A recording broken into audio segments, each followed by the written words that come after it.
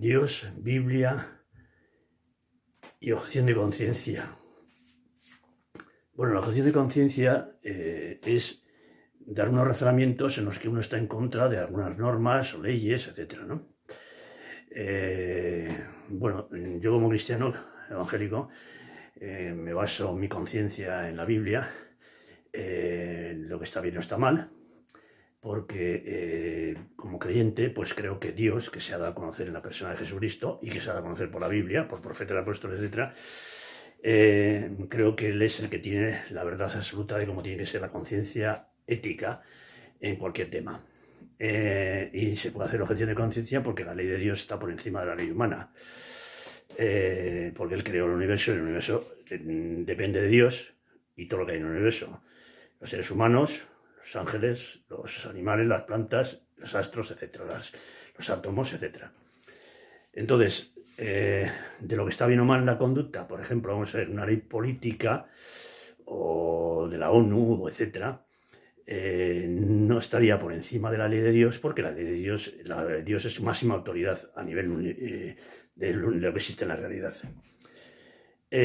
Todas las autoridades o todos el legislativo, cuando hace una ley, si contradice a la ley de Dios que está en la Biblia, pues un cristiano puede hacer objeción de conciencia, sea con tema de salud, sea tema de medicina, no sé, por ejemplo, el aborto, la eutanasia, o el tema de tratamiento a su cuerpo, ¿no? Porque la Biblia dice Dios que tenemos que amar a Dios, amar al prójimo y a nuestro cuerpo, a nosotros mismos, a nuestro cuerpo. Si algo va a perjudicar a nuestro cuerpo, va a perjudicar a nos obligan a hacer una conducta que va en contra de la ley de Dios, pues no sé, ir a una guerra injusta o hacer una acción que va contrario a lo que dice Dios en la Biblia. Entonces podemos hacer objeción de conciencia, si el Ejecutivo, el Judicial o el Legislativo contradicen a la ley de Dios en el Ejecutivo, Judicial, y porque Dios es el que está por encima de las leyes humanas, de los magistrados humanos o de los jueces humanos, y porque Él es el juez absoluto y como fiscal Él es el que dice lo que está mal, por encima de los fiscales humanos que pueden decir que está mal una cosa que no está mal, que puede estar bien desde el borde de la ley de Dios, ¿no? Y lo mismo pasaría, por ejemplo, en una de la educación. Si van a educarnos en la escuela, en la universidad, con unas asignaturas que contradicen a lo que Dios dice que no es correcto en esas asignaturas, por ejemplo, podría ser la teoría de evolución. La teoría de evolución, personalmente para mí, para muchos cristianos, Dios no creó por evolución. Creó por creación, en 6 días. Y una prueba de que la evolución tiene fallos es porque los genes, que son donde están los planos de cómo se va a construir un animal, un árbol o un ser humano, con el ARN, etc., los planos no se hacen solos, los tiene que hacer un diseñador. Para nosotros es el Dios de la Biblia. Entonces, de una especie a otra no puede pasar, porque los planos solo construyen la especie, de pez, hombre, etc. Entonces, las mutaciones lo que hacen es quitar información genética, información en el plano. Sale el plano, se estropea el plano y salen con defectos los seres humanos en físico, o los árboles o los animales. Entonces, en el tema de cuando comienza la vida, pues lo mismo, la bioética, la objeción de conciencia, pues porque la concepción nosotros creemos que es, como dice Dios en el Salmo 139, empieza la vida humana. Y ahí está los genes para construir ese ser humano. En el tema de tratamientos psicológicos, etc., no puede ser forzado porque uno tiene una conciencia de lo que es el ser humano. Según el Dios de la Biblia, en antropología, pues dice que es espíritu y cuerpo. Creó al ser humano y luego le inyectó espíritu, que en el espíritu está la mente. No, la mente no es el cerebro. Bueno, pues para unos el cerebro es la mente y creen que la conducta está determinada por los genes, por los transmisores, etc. Son deterministas.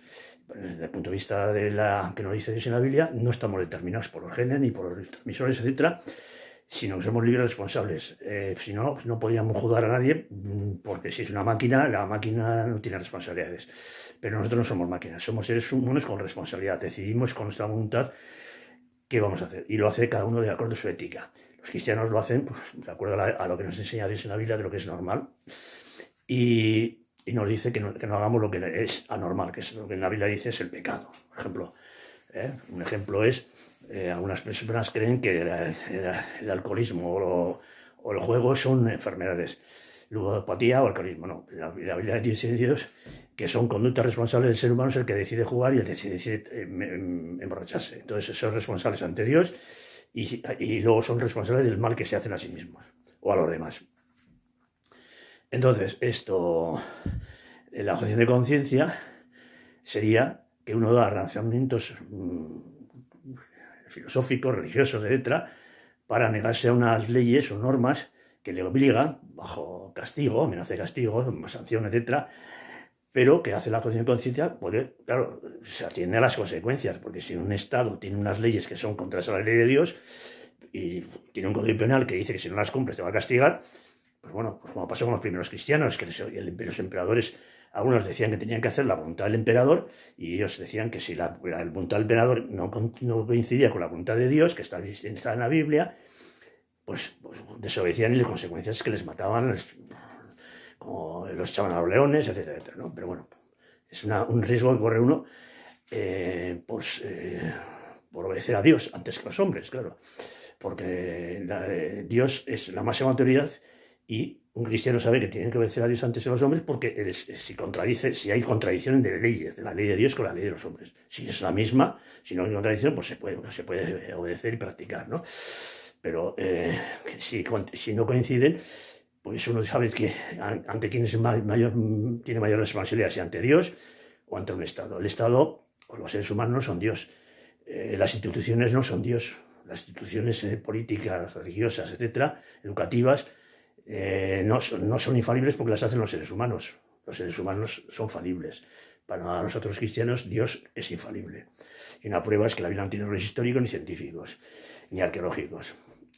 Si uno quiere comprobarlo, pues puede pedir información de pruebas arqueológicas o de ciencias naturales y ciencias humanas que están de acuerdo con la Biblia. Por ejemplo, la vida viene de la vida, Dios es la vida. En psicología, el pensamiento, el sentimiento y la voluntad no pueden venir del azar, tienen que venir de un ser humano, un ser que lo tiene, que es Dios. Y Dios crea algo más semejante que es el ser humano. Después, en las leyes físicas que hay y los átomos, a la hora de colocarse por formar moléculas, no se puede hacer por azar. El universo tal y como está relacionado unos con otros, las leyes, etc., hay una prueba de que hay un diseño. El desorden, pues porque si el ser humano desobedece las leyes de Dios, las consecuencias y las culpas es del ser humano que decide de llevar la contraria a las leyes que Dios ha creado. Y Dios tiene solución para resolver todos los problemas de los seres humanos, porque Él es todopoderoso y puede arreglar lo que el ser humano ha estropeado. Y le puede salvar al que quiere que se salve. El espíritu, el alma, el cuerpo y la ecología y todo, ¿no? Pero tiene que aceptarle. Y aceptar lo que ha hecho por ellos, como es Jesucristo, ¿no? Que se ofreció el sacrificio para los demás y pagó las deudas, etc., y que tiene la verdad absoluta. Entonces, si uno acepta al Dios verdadero, pues Dios le salva. Si acepta un Dios falso, no. Y si uno cree que se va a salvar por sí mismo, es imposible. Uno no se va a resucitar a sí mismo y se va a dar un cuerpo nuevo y va a hacer que todas las leyes funcionen bien porque no las ha hecho el ser humano. Eso solo lo puede hacer el Creador. Y eso es un poco un resumen de lo que yo entiendo como objeción de conciencia.